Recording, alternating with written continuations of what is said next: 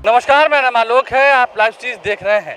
बिहार में विपक्ष को मजबूती आखिर क्यों ना मिले, ये सवाल हम इसलिए खड़ा कर रहे हैं क्योंकि जेडीयू और बीजेपी के नेता जिस तरीके से जनसंख्या नियंत्रण नीति को लेकर के सवाल उठा रहे हैं, अपनी अपनी राय रख रहे हैं, उनकी राय में भिन्नता दिख रही है। काफ़ी ही अलग अलग विचार है जेडीयू और बीजेपी की। एक तरफ जहाँ बिहार के मुख्यमंत्री नीतीश कुमार ये कह रहे हैं कि महिलाओं को अगर अच्छी शिक्षा दी जाए तो अपने आप समाज में परिवर्तन आएगा और जनसंख्या नियंत्रण नीति जो कि उत्तर प्रदेश में लाया जा रहा है वो बिहार में लाने की ज़रूरत नहीं होगी, नहीं पूरे देश में। वहीं दूसरी ओर बीजेपी का कहना है कि कानून तो लाना ही पड़ेगा। जागरूकता फैलाना एक अलग बात है, लेकिन कानून लाकर ही हम किसी चीज़ पर नियंत्रण पा सकते हैं। बिहार सरकार के मंत्री नितिन नवीन से जब हमने इस मुद्दे को लेकर बातचीत की है तो क्या कुछ वो कह रहे हैं, ज़रा सुनिए। क्या लगता है, नीति लाना, कानून लाना ज़रूरी है? देखिए, मैंने कल भी यही कहा था कि जहाँ समाज की जागरूकता और उसकी भागीदारी और साथ में कानून का नियम, निश्चित रूप से दोनों प्रभावी होंगे। क्योंकि आप याद कीजिए, जब पहले भी जनसंख्या के नियंत्रण पर जब काम किया गया तो उसका लाभ ही मिला था। और मेरा मानना है कि ये तो समाज के हर वर्ग पर लागू होगा। जागरूकता लाने की बात हो रही है, कहा जा रहा है कि जागरूकता लाने से भी कानून लाने की जरूरत नहीं है। लेकिन देखिए, हम क्या बताएं, हर चीज़ को दोनों ही मापदंडों पर देखना है। जागरूकता तो मैं खुद कह रहा हूँ, जागरूकता तो पहली प्रक्रिया है और उस प्रक्रिया से किसी को गुरेज नहीं है। और वो प्रक्रिया होनी भी चाहिए कि किसी भी अभियान को अगर आप कानून का सल्क देते भी हैं तो भी आपको जागरूकता लानी पड़ेगी। और किसी चीज़ को अगर कानून बनाते हैं तो उसके पहले जागरूकता भी लानी पड़ेगी।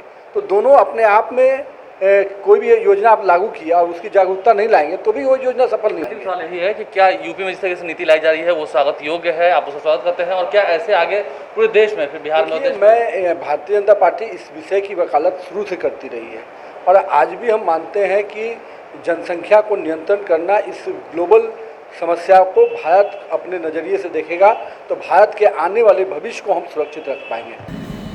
जनसंख्या नियंत्रण के लिए हम दोनों को पढ़ना लिखना जरूरी है। महिला को भी पढ़ना है और पुरुष को भी पढ़ना चाहिए, जिससे उन्हें जानकारी हो सके कि हम आगे क्या कर सकते हैं। और जिस तरह से महिलाओं को आगे बढ़ाने का काम अगर पुरुषों का है तो पुरुष को चढ़ बढ़ के काम करना चाहिए, क्योंकि महिला तो दोहरी मार खाती हैं। वो घर में भी काम करती हैं और बाहर भी काम करती हैं, और पुरुष भी काम करते हैं। तो अगर परिवार नियोजन में पुरुष भी साथ दें तो महिलाओं को सुविधा होगा। अगर महिलाएं साथ देती हैं तो महिलाओं को हॉस्पिटल तक ले जाना, उन्हें करा के लाना, और उस तरह से जो रिप्रोडक्टिव हेल्थ केयर जो है उनके लिए जो जागरूकता हम लोगों ने किया है, और उस केयर के लिए भी तो उसमें पुरुष जब हॉस्पिटल ले जाएगा तब ना उसको मिलेगा, और जब पुरुष ले ही नहीं जाएगा तो क्या मिलेगा।